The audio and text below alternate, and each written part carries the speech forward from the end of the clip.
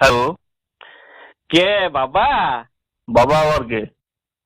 মানে শ্বশুর মশাই বলছেন তো? বাবা শ্বশুর মশাই? আপনি কি বলছেন? কোথায় ফোন করেছেন? এটা ইলেকট্রিক অফিস। হ, আমি বাপি বলছি।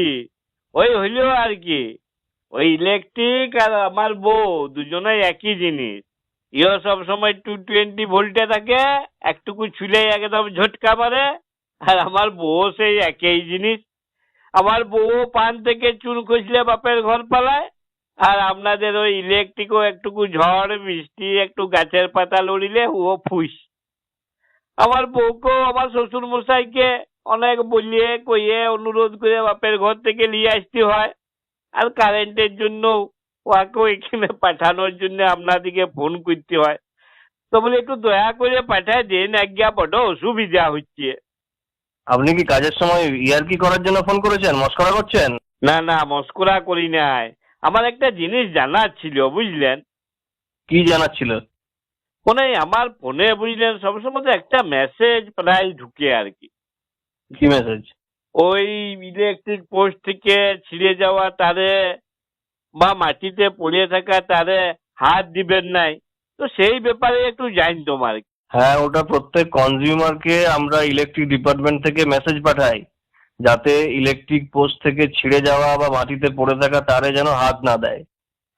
তো তাহলে কি ওখানে পা দিয়ে দিব তারটাতে? আপনাকে হাত পা কিছুই দিতে হবে না। নিচে পড়ে থাকা ছেঁড়া তারে কোনো হাত পা কিচ্ছু দেবেন না। ই বাবারি, তাহলে কি ওই ইলেকট্রিক পোস্টে যে তারগুলো বাঁধা আছে ওই উঁচু খুঁটিতে যে পরে হাত দিতে বলছেন? আরে দূর বাবা, ওরকম কিছুই করতে বারণ করা হচ্ছে, আপনাকে কিছুই করবেন না। আপনাকে নিচে পড়ে থাকা তারে, ইলেকট্রিক পোস্টের ওপরের তারে হাত পা ঘাড় নাক কিছুই দিতে হবে না। দিলে কি হবে যদি দিয়েই দিই?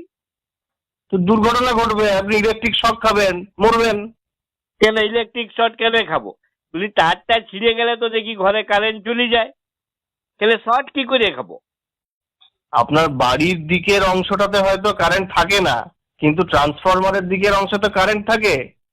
না না, এসব নয়। আপনি সত্যি করে বলুন দেখনি, এই মেসেজটা তাহলে আপনারা কিসের জন্য পাঠান? বললাম তো, একবার একটা কথা কতবার বলবো, মেসেজটা পাঠাই আমরা জনগণকে সচেতন করার জন্য। ই বাবারি, আপনারা মেসেজ পাঠাইয়ে জনগণকে সচেতন করে দিবেন? বলি সিগারেটের প্যাকেটেও তো লেখা থাকে ধূমপান স্বাস্থ্যের পক্ষে ক্ষতিকর। তো আমি তো সারাদিনে 2 বান্ডিল বিড়ি ফুকে দিই।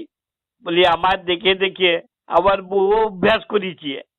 আচ্ছা, একটা সত্যি কথা বলুন দেখিনি, এই যে আপনারা মেসেজ গুলো এখানে পাঠান, ওগুলো জনগণকে সচেতন করার জন্যই পাঠান, নাকি আপনাদেরকে কেউ বলে দিয়েছে যে 100 জনকে ফরওয়ার্ড করে দিলে 2 দিনের মধ্যে আপনাদের ভাগ্যটা খুলে যাবে?